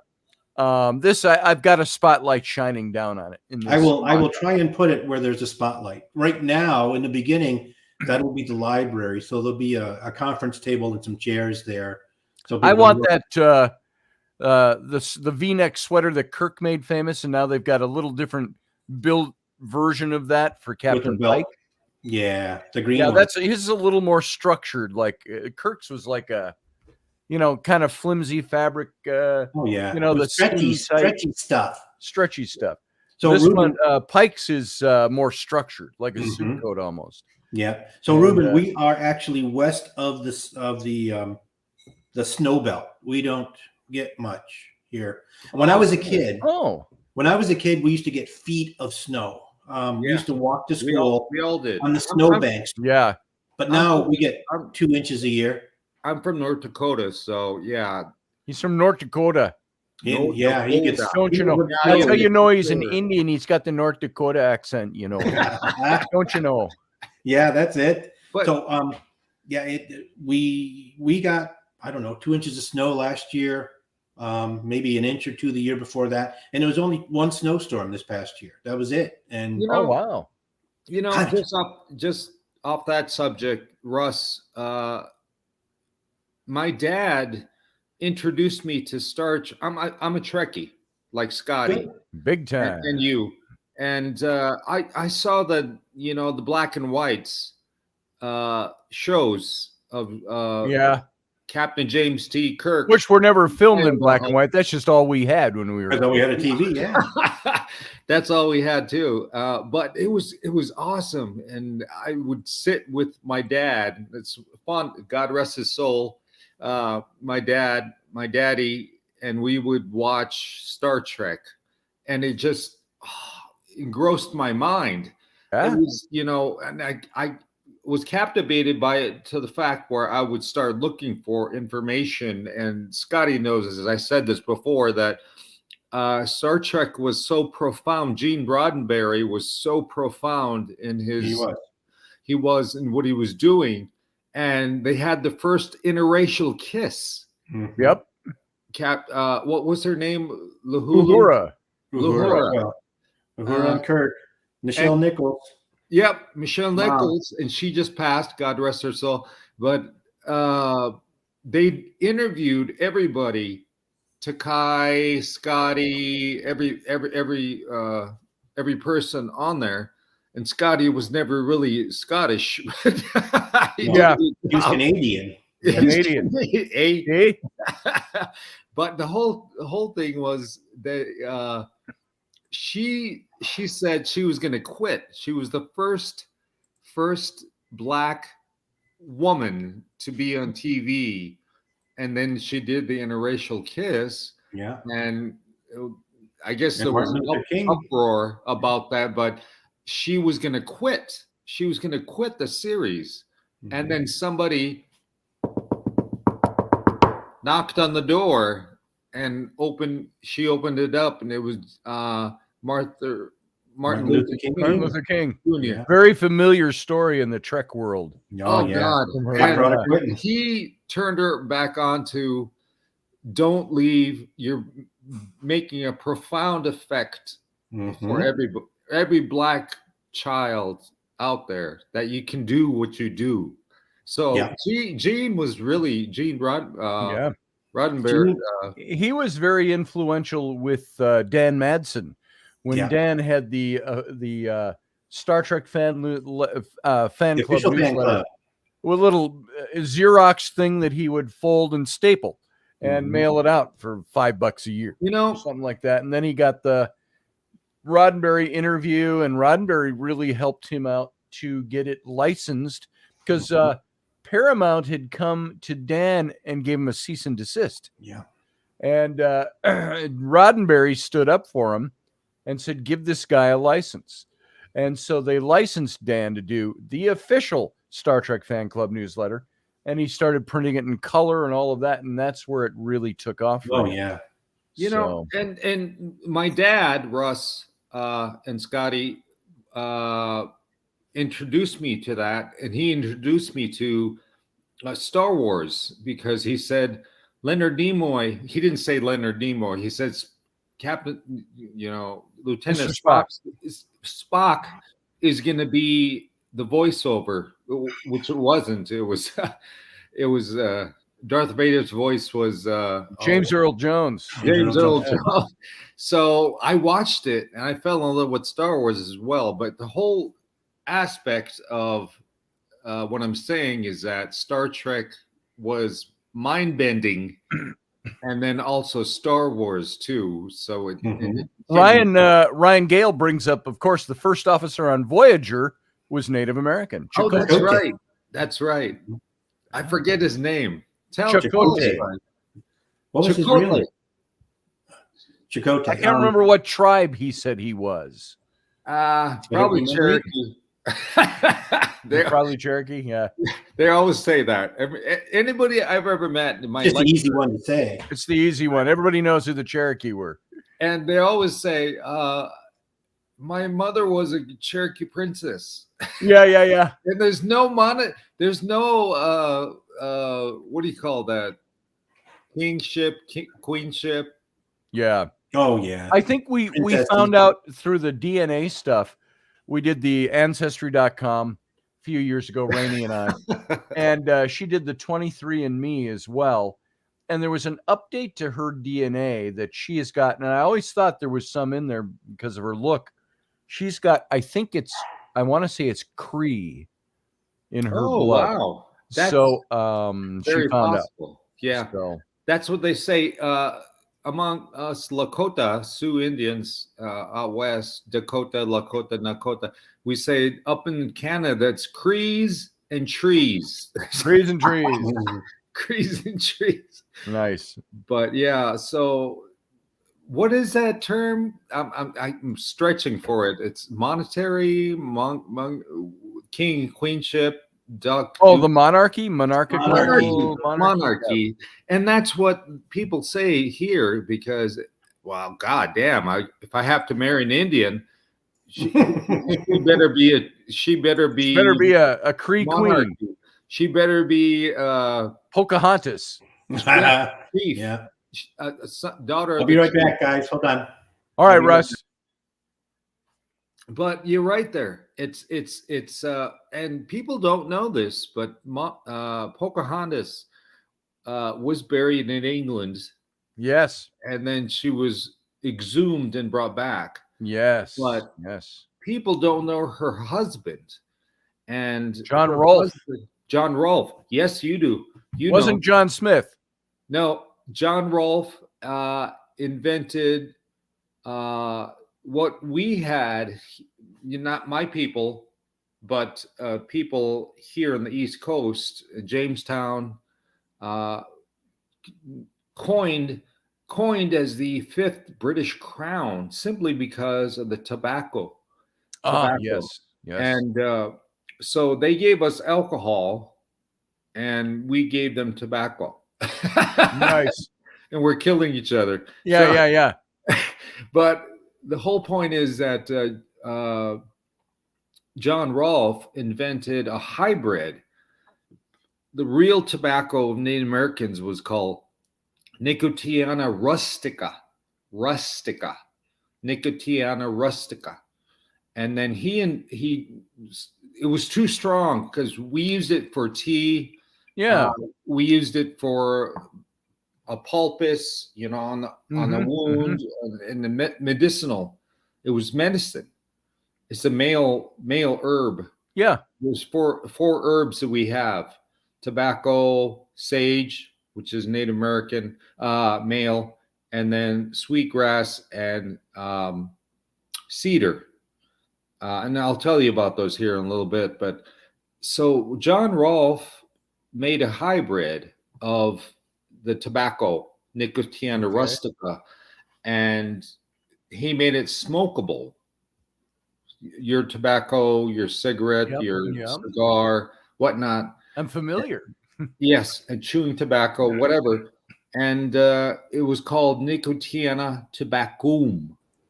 And thus the word comes in tobacco. Hey, man. There's Ellery. And, oh, it's Ellery. Ah. They all look like their mother. They do. Lucky for them. Like you at all. And when you're seeing it that big on your phone, you're like, oh, is that Raini? I know. I know. So it's interesting in the sense of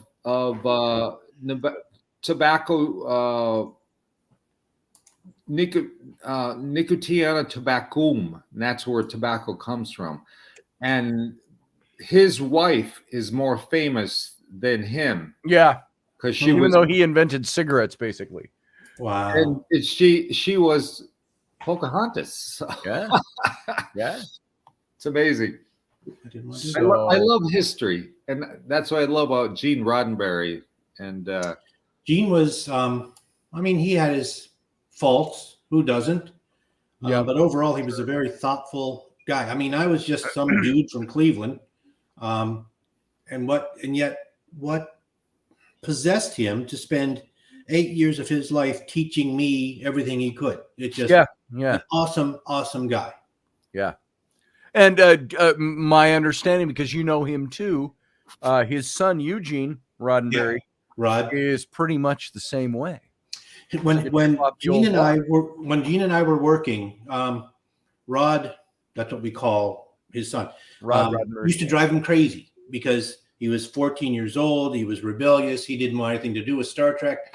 Drove Gene crazy. But he's become so much like Gene. He's not as active in Star Trek.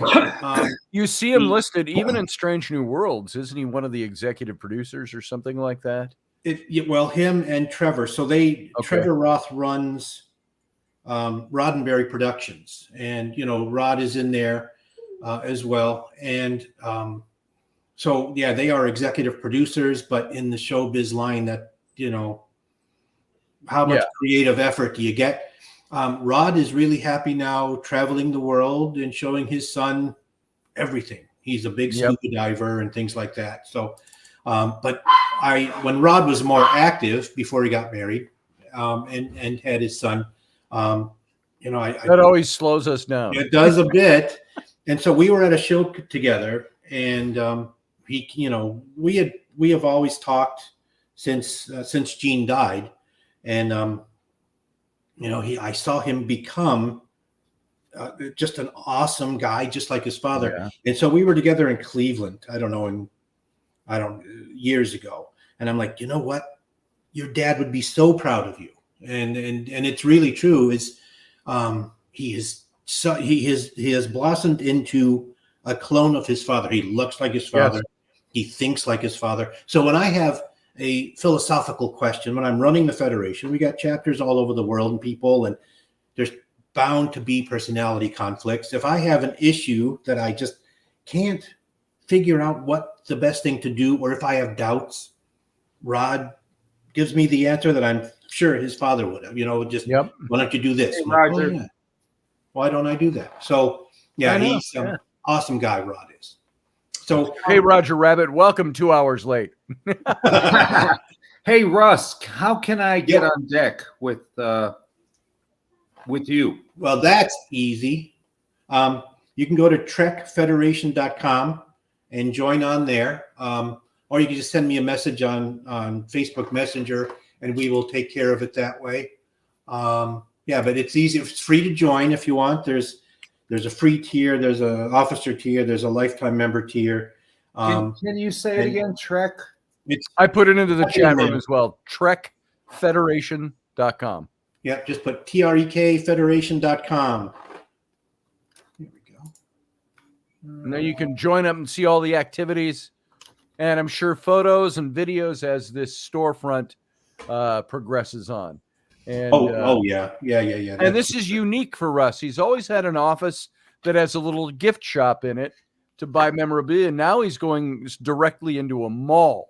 So Mhm. it's a retail place.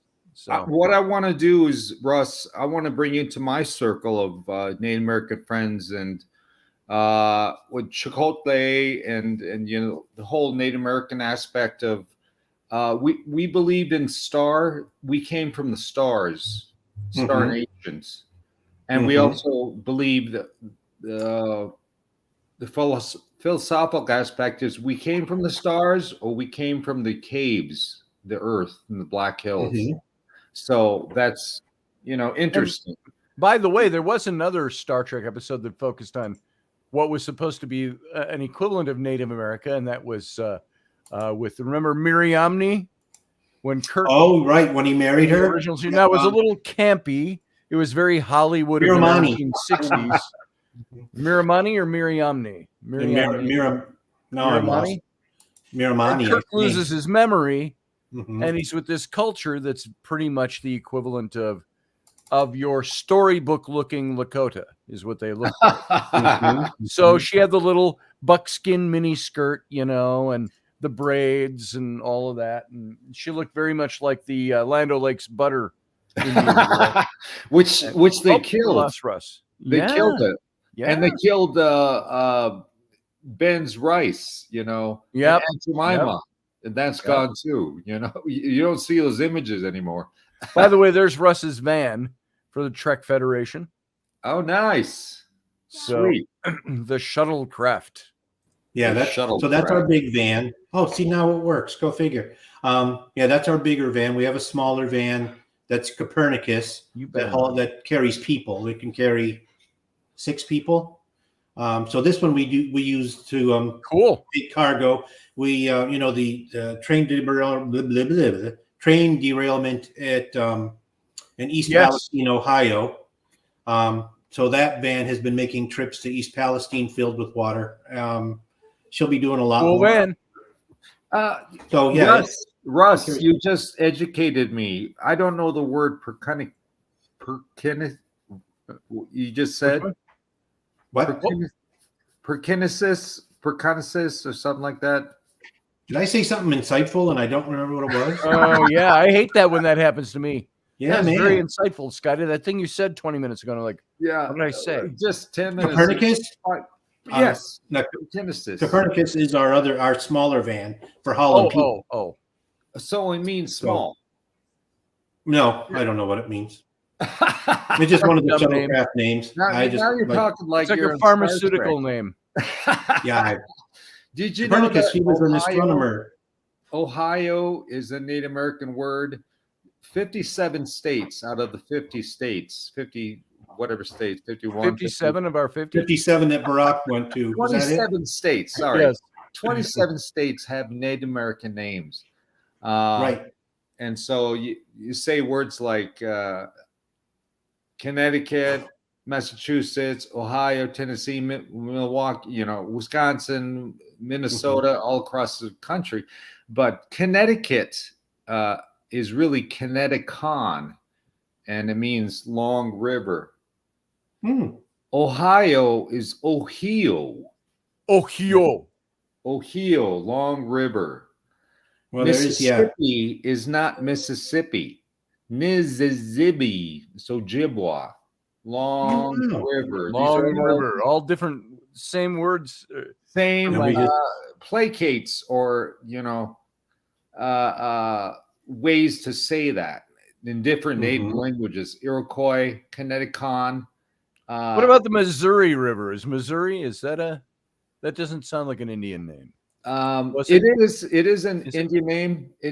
Again, long river. Okay. But we call it Shenandoah, I long to see you. Away you rolling river. Misery. It's misery. Misery. We call it Misery. Missouri, but we call it misery. Just like South Dakota, where I grew up, we have 3 things that come out of South Dakota and the North Dakota are I-94, sunshine. It's called the Sunshine State, and then sunflowers and sons of bitches. So There it is. There's North Sons Dakota of for you. bitches. Well, folks, guess what? On that note, we're done. I got to get out of here. I got to feed my little girl. Probably going to take her somewhere. It's amazing how they need to be fed. I know. You used to be able to just pop them on a boob, and now that they're big, you got to cook things. Society frowns on that now. I still like the boob. My wife doesn't care. My wife was like a big advocate of breastfeeding. She's like, I don't care.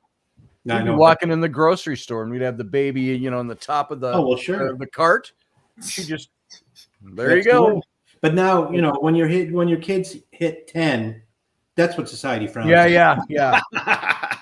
Or when your husband wants to give it a try. Ding, ding, ding, ding. Ding, ding, ding, ding, ding. All right, we got to get out of here, folks. Thanks, guys. Everybody, thanks for joining us this morning. Nice to meet you, Russ. You too. Good to Live see you, long Ruben. and prosper. Russ, Peace good and to see long you. life. I'll let you go. Live long and prosper. See Bye, you, Russ. guys. See you, Ruben. Good to see you. I love you, Misu. Lisa, Talk to you soon. Chia, I love you too. Be well. And folks, all of you, thanks for being here. Thanks for giving me your time. Thanks for showing up. Monday, Wednesday, Friday this week over on my Patreon channel. That's patreon.com/Scotty Roberts. Catch the Intrepid radio program live. So come on over, join my Patreon, and be part of it. And for now, just want to say, live long and prosper. Have a good week.